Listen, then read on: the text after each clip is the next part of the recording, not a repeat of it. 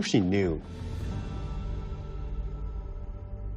Everyone's got a different journey and everyone does things in different orders, but I mean, maybe that will just push them to that next step. I'm happy for them. I hope the best for her pregnancy. Yeah, definitely. I hope the best for her pregnancy. I personally think I had the same question as soon as I found out that Lisa was pregnant.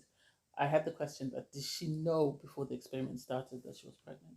Or is it something that she's just found out as a result of her being unwell or something? I think everyone was right to sort of question that and sort of wonder whether this was going to be a get out of jail free card or whether it was really something that happened by mistake and wasn't planned.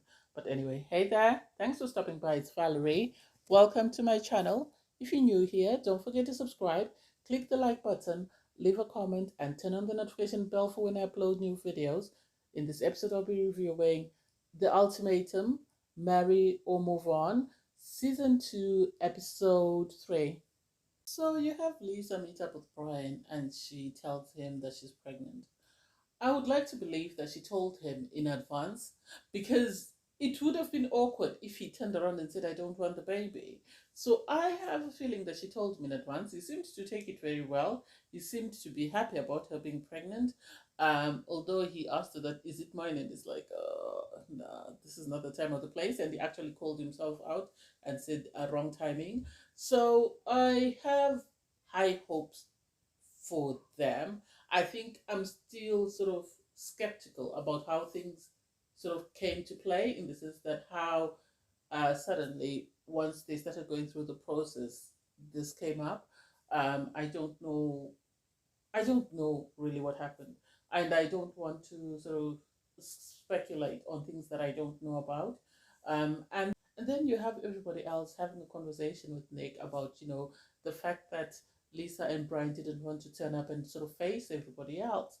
And Trey said, he had a feeling that they might not be ready, Lisa and Brian might not be ready for the process, just because of the drama that unfolded at the sort of date that the couples had. And so he had a feeling that things might not, be best for them to stay on the show because of how emotional Lisa was. And somebody else actually asked that, did she know in advance that she was already pregnant then, before coming onto the show, or is this something she just found out on the show?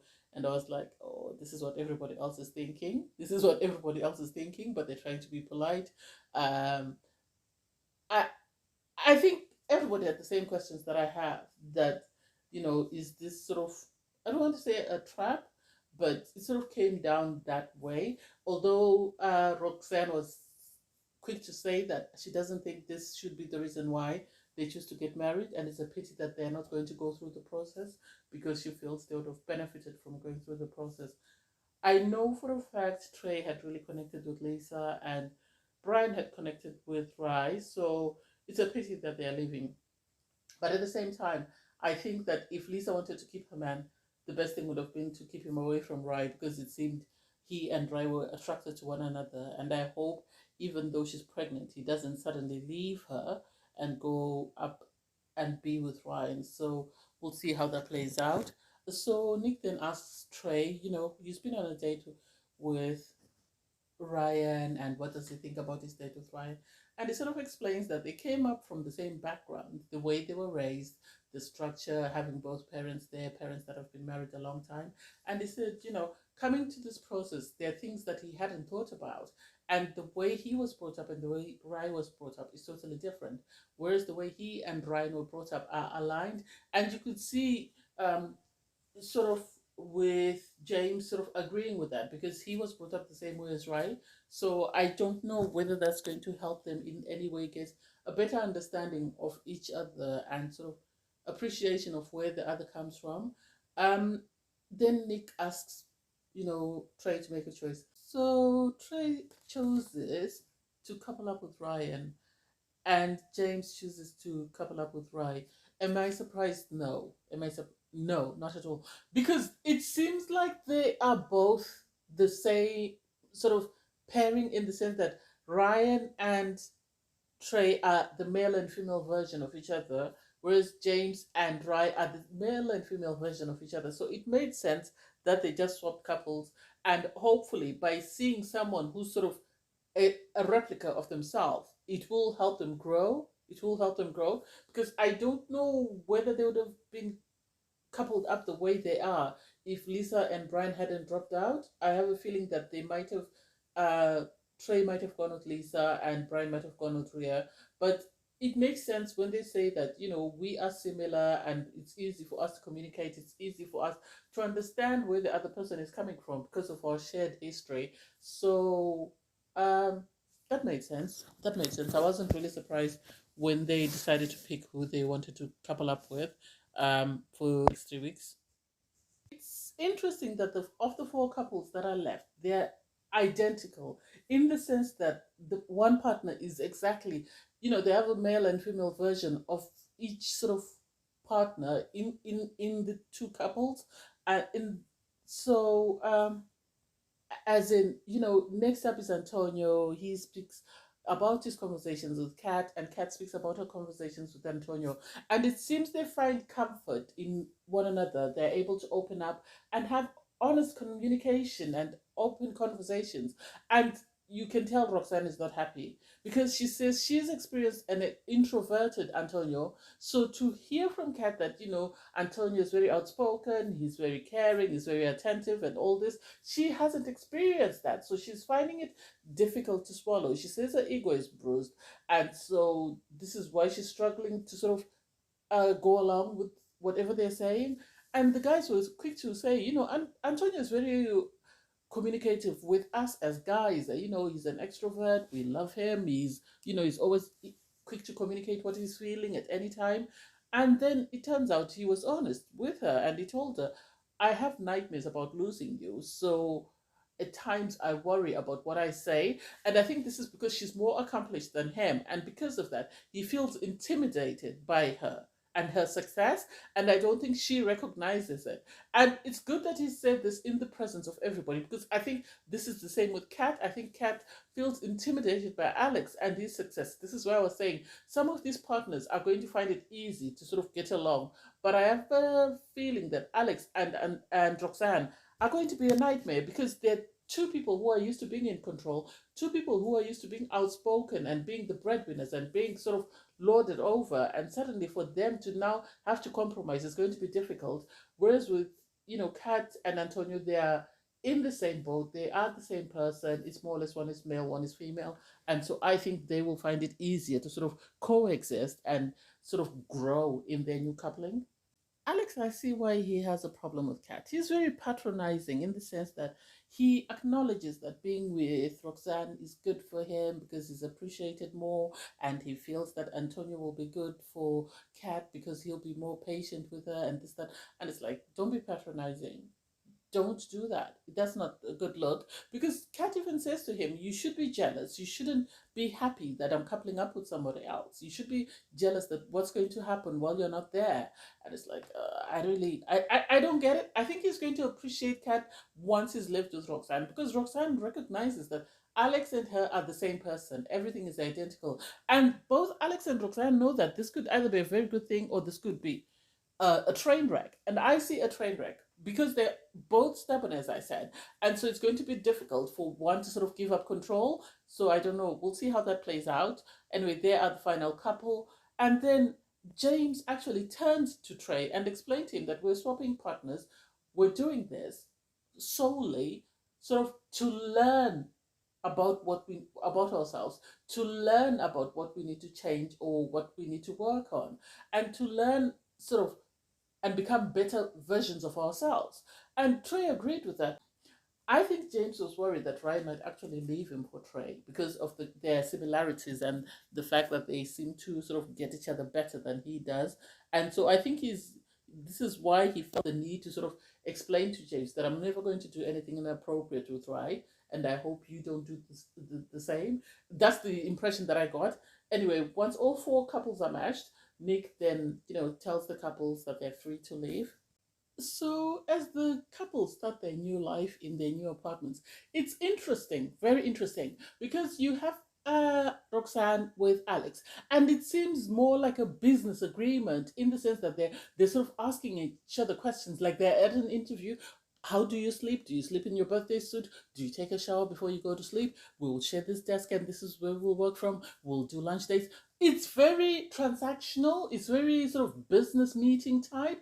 And I don't know how long this will go for, because I have a feeling that once one of them steps out of their comfort zone, they're going to explode. They're really going to explode. This is the feeling that I get.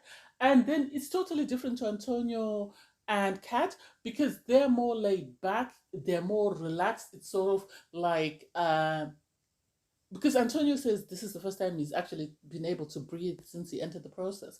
And I think it's because he's at peace. He doesn't need to perform. They both acknowledge that they're intimidated by for example, Antonio is intimidated by Alex and Kat is intimidated by Roxanne, because they are these two perfect people and they have sort of meshed, and they both recognize, Antonio and Kat, that there are qualities in the other person's partner that their partner might like. And so this makes them very anxious, I think, because they're worried that what if they get along and they end up leaving us? I think this is their biggest concern, that what if they get along and they end up leaving us? What do we do then? And for me, it's like, no, the two of you are at peace, you're relaxed, you're laid back. Just keep working on yourselves and ask yourself, okay, what do I need to do to be the best version of myself before you can please your partner? And I think that will work better for them than them sort of trying to compete with the other person, because they'll never match them.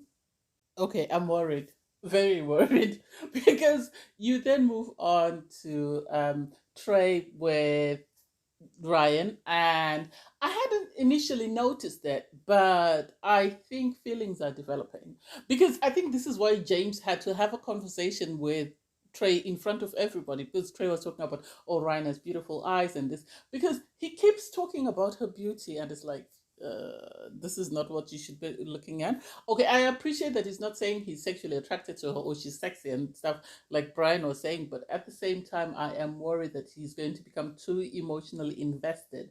And it would be heartbreaking for Ryan and James to break up as a result of this experiment, because they've been together for 7 years and that was Ryan's first boyfriend. And so, oh my God, I hope she doesn't become emotionally invested as well. And then they end up like Ray and what was that guy's name last year that was brought by April? Oh my God, I hope it doesn't end up like that. But it seems they are sort of connected emotionally and they sort of align on a lot of things of their understanding and everything else. And I hope it's just enough to let them grow and learn. I hope they don't end up breaking up with their partners and become a couple themselves, because I'm very worried. That's what I can foresee. I am very worried. Going from Ryan and Trey to Ria and James is quite interesting in the sense that one couple seem like two people who are sort of getting acquainted to one another, who are falling in love with one another. Whereas you have Ryan and James who are very anxious. They're very anxious. Obviously, they know the qualities that their partners have, and they know that they seem to be getting along, and they're not surprised by the fact that they chose each other. But also at the same time, James, I think, is very worried. He's very worried that because Trey recognizes the qualities that Ryan has, he's worried that Trey and Ryan are going to fall in love. I think that's the unspoken sort of thing that's worrying him a lot, because he said he did cry during the choice, because Ryan was saying to him, you looked like you were taking a sip every so often. You looked very nervous. And he said, yeah, I was crying at that time. And it's like, oh my God, I hope this is going to I hope this is not going to break him. I really hope it's not going to break him. I think he needed counseling, given everything he's been through, losing his dad and the fact that he doesn't have a great relationship with his mom. So I really hope, if nothing else, Rai seems willing to help him, seems willing to sort of support him through the process, and hope, well, I think her hope is that the two of them come out better versions of themselves.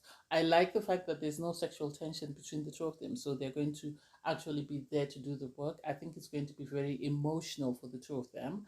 I think it's going to need a lot of support, but I don't know. We'll see how it plays out. And then you have Antonio and Kat. So Antonio chooses not to share the same bed with Kat out of respect for Roxanne. It's like, oh, that's amazing. At least they provided him with one of those uh, camping mattresses, whereas Zay last year had to sleep on this tiny sofa. So it's nice that he has somewhere to sleep.